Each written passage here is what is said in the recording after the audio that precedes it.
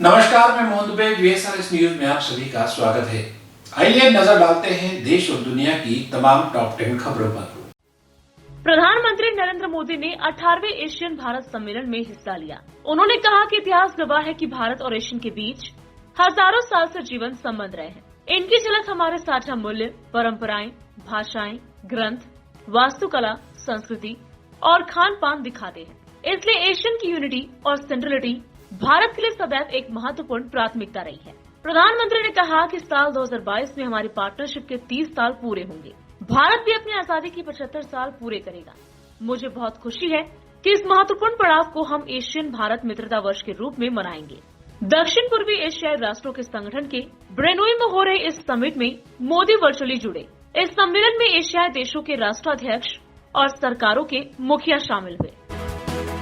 5000 kilometre तक मारक क्षमता वाले अग्नि 5 मिसाइल का बुधवार को सफल परीक्षण किया गया। जमीन से जमीन पर मार करने वाले इस बैलिस्टिक मिसाइल को ओडिशा के APJ अब्दुल कलाम आइलैंड से लॉन्च किया गया। ये बेहद सटीकता के साथ वार करने वाले इस मिसाइल की जद में पूरा चीन और पाकिस्तान है। अधिकारियों ने मिसाइल के सफल परीक्षण की जानकारी देते हुए कहा कि पहले इस्तेमाल न करने की नीति के प्रति भारत की प्रतिबद्धता के साथ इसका परीक्षण किया गया है। अधिकारियों ने बताया कि ओडिशा में APJ अब्दुल कलाम द्वीप से देर शाम करीब 7:50 पर परीक्षण किया गया। इसमें 3 चरण के ठोस ईंधन वाले इंजन का उपयोग हुआ है। अग्नि 5 एक भारतीय परमाणु सक्षम अंतर महाद्वीपीय बैलिस्टिक मिसाइल है, जिसे रक्षा अनुसंधान और विकास संगठन ने विकसित किया है। भारत ने इस मिसाइल का एक और परीक्षण ऐसे समय पर किया है जब पड़ोसी देश चीन के साथ सीमा पर 1.5 साल से अधिक समय से तनाव है। राष्ट्रपति रामनाथ कोविंद 28 से 30 अक्टूबर तक गुजरात की यात्रा पर रहेंगे। 29 अक्टूबर 2021 को राष्ट्रपति भावनगर में आर्थिक रूप से कमजोर वर्ग के लिए आवास योजना से संबंधित परियोजना का उद्घाटन करेंगे। राष्ट्रपति भावनगर जिले के तलक जरदा में स्थित मोरारी बापू के आश्रम श्री चित्रकूट धाम का भी दौरा करेंगे। राष्ट्रपति कोविंद गुरुवार को अहमदाबाद एयरपोर्ट पर पहुंचने के बाद सीधे गांधीनगर राजभवन जाएंगे। गुजरात उच्च न्यायालय के न्यायाधीशों के साथ राष्ट्रपति गुजरात के राज्यपाल आचार्य देवव्रत मुलाकात करेंगे। शुक्रवार को राष्ट्रपति भावनगर जिले के महुआ में स्थित मुरारी बापू के तलक जरदा आश्रम जाएंगे। राष्ट्रपति भावनगर में आर्थिक रूप से कमजोर परिवारों के लिए प्रधानमंत्री आवास योजना के तहत बनाए गए 1088 आवासों का लोकार्पण करेंगे। शनिवार को कोविंद नई दिल्ली के लिए रवाना होंगे। दिल्ली में राहुल गांधी और पंजाब के CM चरणजीत सिंह चन्नी की मुलाकात खत्म हो गई है। दोनों नेताओं के बीच करीब 2.5 घंटे तक मीटिंग चली। मीटिंग खत्म होने के बाद CM चन्नी वहां से बिना कुछ बोले रवाना हो गए। माना जा रहा है कि कैप्टन अमरिंदर सिंह के सियासी दाव से पंजाब में पार्टी की टूट के खतरे से कांग्रेस हाईकमान की चिंता बढ़ी है। इस वजह से पंजाब के CM चरणजीत सिंह चन्नी को बुधवार को दिल्ली बुलाया गया था। कैप्टन के साथ मीटिंग में उन मुद्दों पर भी चर्चा होने के संकेत हैं जिनकी वजह से कैप्टन अमरिंदर सिंह की CM की कुर्सी गई। वहीं शाह से मिलने के लिए कैप्टन दिल्ली पहुंचे थे, मगर CM कैप्टन अमरिंदर सिंह और केंद्रीय गृह मंत्री अमित शाह की मुलाकात टल गई है। राष्ट्रीय सुरक्षा सलाहकार अजित डोभाल ने गुरुवार को पुणे में आपदाओं और महामारी के युग में राष्ट्रीय सुरक्षा तैयारियों विषय पर अपनी बात रखी। इस दौरान उन्होंने कहा कि आपदाओं और महामारी से विद्रोह से नहीं निपटा जा सकता। डोभाल ने कहा कि सूचना क्रांति के युग में झूठे और प्रेरित प्रचार से लोगों की रक्षा करना भी नितांत आवश्यक हो गया है। उन्होंने कहा कि राष्ट्रीय सुरक्षा योजना को इन सभी चुनौतियों और रणनीतियों को अधिकतम अंतर्राष्ट्रीय सहयोग के लिए ध्यान में रखना चाहिए।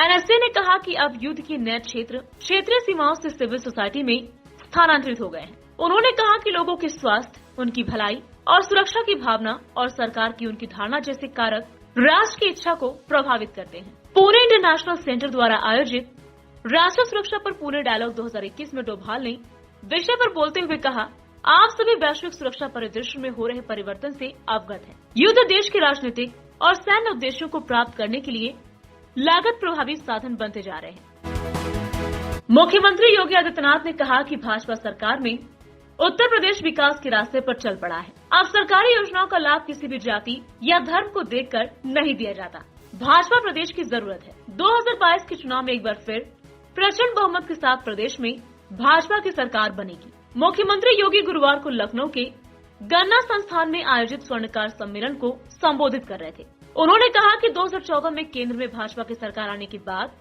देश को वैश्विक स्तर पर मजबूत पहचान मिली है। 2014 से पहले चीन, पाकिस्तान या अन्य कोई देश भारत के अंदर अतिक्रमण करते थे तो उस समय सभी लोग मौन बने रहते थे और कहते थे कि हमें इस अतिक्रमण का विरोध नहीं करना चाहिए क्योंकि इससे हमारे संबंधों पर असर पड़ेगा। लेकिन 2014 की बाद से आपने बदलते हुए भारत को देखा है।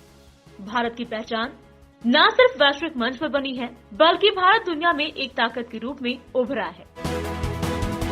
श्रीलंका के राजदूत मिलिंडा मोरागोडा गुरुवार को अपने प्रतिनिधिमंडल के साथ अयोध्या पहुंचे, जहां उन्होंने श्री राम जन्मभूमि में रामलला का दर्शन पूजन कर आरती की। उन्होंने श्रीलंका की अशोक वाटिका से लाई गई एक शिला को ट्रस्ट के महासचिव चंपत राय को समर्पित किया। दरअसल ये वही वाटिका है जहां पर सीता मां को अपहरण करने के बाद रावण ने रखा था। इस दौरान उनके स्वागत के लिए अयोध्या के कई संत भी मौजूद रहे। ट्रस्ट के महासचिव चंपत राय ने श्रीलंका से आए प्रतिनिधिमंडल को राम मंदिर निर्माण कार्य से भी रूबरू कराया। इस अवसर पर संतों ने कहा कि राम मंदिर निर्माण से अयोध्या की सनातन संस्कृति निरंतर पल्लवित और पुष्पित हो रही है। सबकी निगाहें अब अयोध्या पर आकर टिकी हैं। हर कोई रामलला का दर्शन करना चाहता है। ये अयोध्या वासियों के लिए हर्ष का विषय है।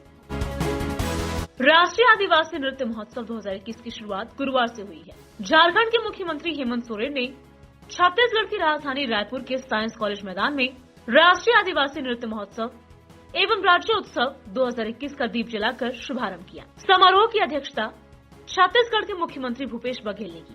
शुभारंभ समारोह में हेमंत सोरेन और भूपेश बघेल, पूर्व राज्यसभा सदस्य बीके हरिप्रसाद, युगांडा और फिलिस्टाइन के काउंसलर और अन्य अतिथियों ने गौर मुकुट और वाद्य यंत्र मानदंड धारण कर इस महोत्सव में शामिल कलाकारों का उत्साहवर्धन किया। बता दें कि हेमंत सोरेन गुरुवार की सुबह रायगंज पहुंचे और उन्होंने कार्यक्रम की शुरुआत की। राष्ट्रीय आदिवासी नृत्य महोत्सव में 7 देशों के नर्तक दल सहित देश के 27 राज्यों तथा 6 केंद्र शासित प्रदेशों के 59 आदिवासी नर्तक दल शामिल हो रहे हैं। इन नर्तक दलों में लगभग 1000 कलाकार हैं, जिनमें 63 विदेशी कलाकार भी शामिल हैं। ये कार्यक्रम 1 नवंबर तक चलेगा।